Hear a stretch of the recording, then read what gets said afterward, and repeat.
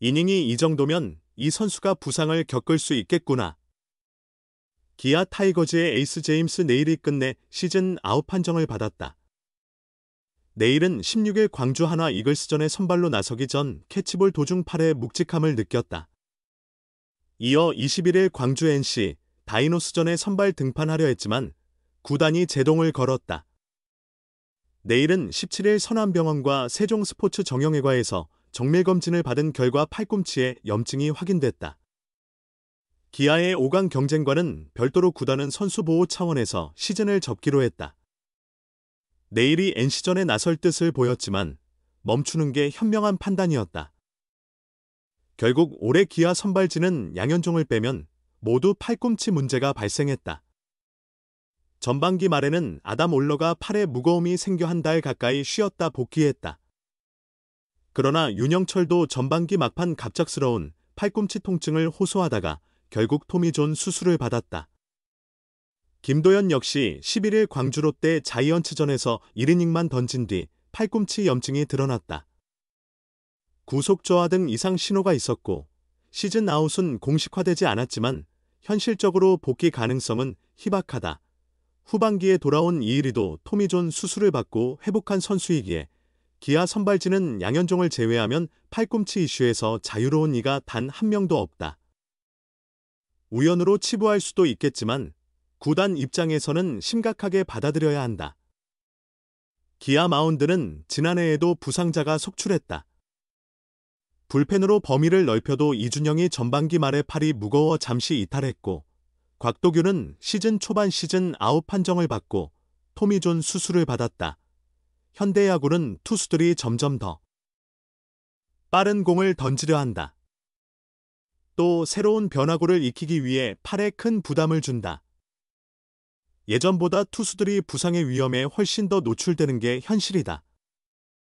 그렇기에 구단의 투수 관리 시스템은 무엇보다 중요하다. 이범호 감독 역시 이를 엄중히 받아들인다. 18일 광주 한화 이글스전을 앞두고 1년간 마운드를 운영하면서 선발 투수들이 언제 휴식을 취해야 할지를 잘 판단해야 할 것 같다. 이 선수가 이닝 수를 이 정도 이상 소화하면 부상이 생길 수 있겠구나. 던진 기록을 토대로 미리 점검해야 하지 않을까 싶다. 도현이는 120이닝을 넘겼는데 어떻게 조절해야 할지. 의리는 수술을 받았으니 내년에 몇 이닝을 맡겨야 할지. 각자의 능력치를 어느 수준으로 볼지 가늠하는 시즌이 돼야 하지 않을까라고 말했다. 이어 이범호 감독은 선발 투수의 부상은 정말 아쉽지만 아쉽다는 생각보다 철저히 관리해 다시는 부상이 나오지 않도록 해야 한다. 부상이 발생하지 않으려면 무엇을 점검해야 하는지 반드시 확인해야 한다라고 덧붙였다. 기아는 사실상 포스트 시즌 진출이 힘들어졌다. 이제는 내년 시즌을 준비해야 한다. 유비무환이라는 말처럼 올해의 실패를 교훈 삼아 내년은 더 철저히 대비해야 한다. 긴 시즌을 버텨내는 핵심은 선발진이다. 외국 인투수 계약 문제, 팔꿈치 부상을 겪은 국내 선발 관리와 준비까지 빈틈없이 챙겨야 한다. 한편 올해 유일하게 건강했던 양현종은 다시 FA 자격을 앞두고 있다. 기아 타이거즈가 에이스 제임스 네일을 갑작스럽게 1군 엔트리에서 제외했다. 기아는 18일 광주 한화 이글스전에 앞서 네일을 1군 명단에서 빼고 대신 투수 장재혁을 그 자리에 등록했다. 네일은 지난 15일 캐치볼 도중 팔에 묵직한 느낌을 받았다고 구단에 알렸다. 이는 16일 광주 한화전 선발 등판을 앞둔 시점이었다. 기아는 급히 네일 대신 김태형을 선발로 내세웠고 17일 김태형이 나설 예정이던 선발 자리는 김건국이 채웠다. 기아의 마지막 5강 도전 구상이 크게 흔들린 순간이었다. 기아는 내일 김태형 아담 올로로 이어지는 선발 로테이션으로 하나와의 3연전에서 최대한 승수를 확보하려 했으나 네일이 빠지면서 전력이 급격히 약해졌다.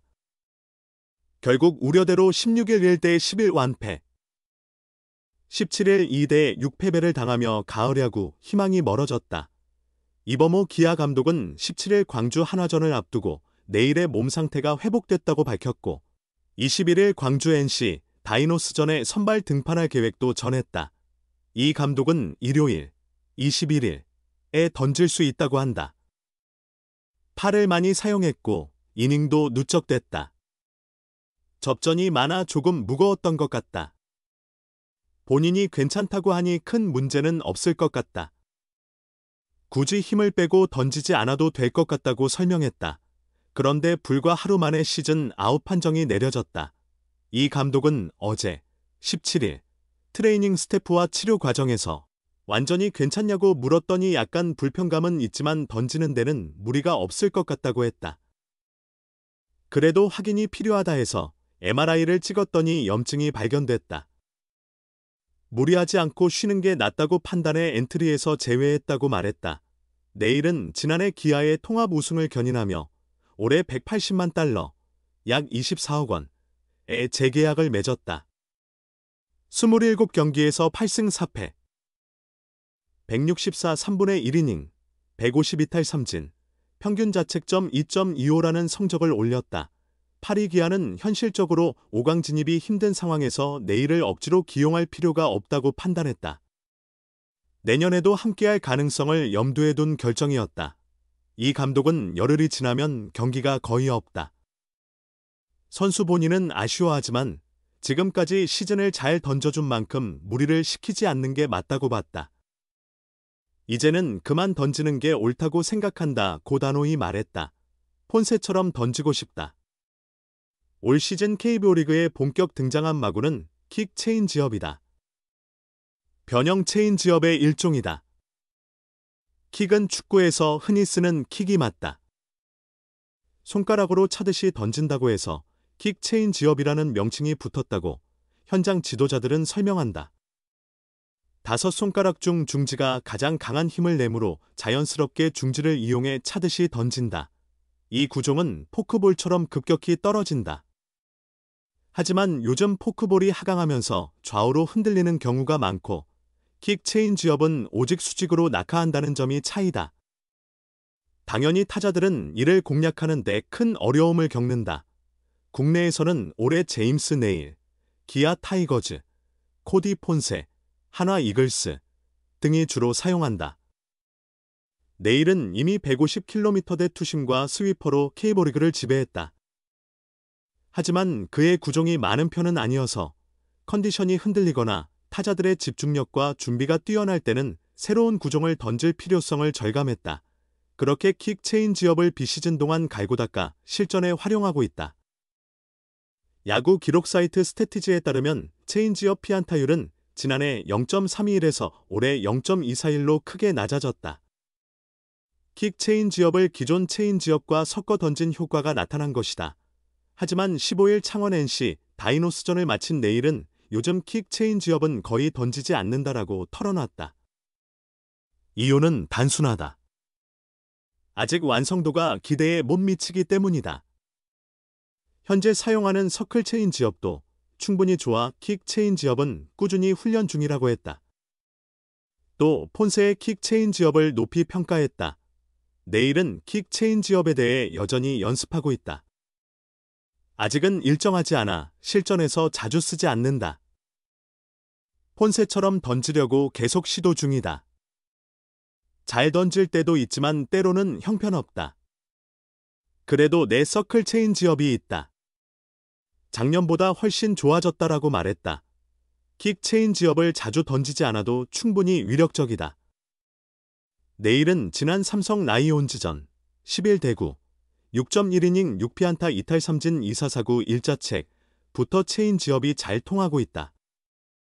작년에는 투심과 스위퍼 위주였지만 올해는 체인지업이 궤도에 올라오며 구종 폭이 넓어졌다. 그러면서 성장하고 있다라고 했다. 그렇다고 네일이 킥 체인지업을 포기한 건 아니다. 지금은 훈련 단계지만 완성도가 높아진다면 실전에서 다시 적극적으로 활용할 수도 있다. 네일이 폰세처럼 킥 체인지업을 던질 수 있다면 역대 기아 최고의 외국인 투수로 자리매김할 수도 있다.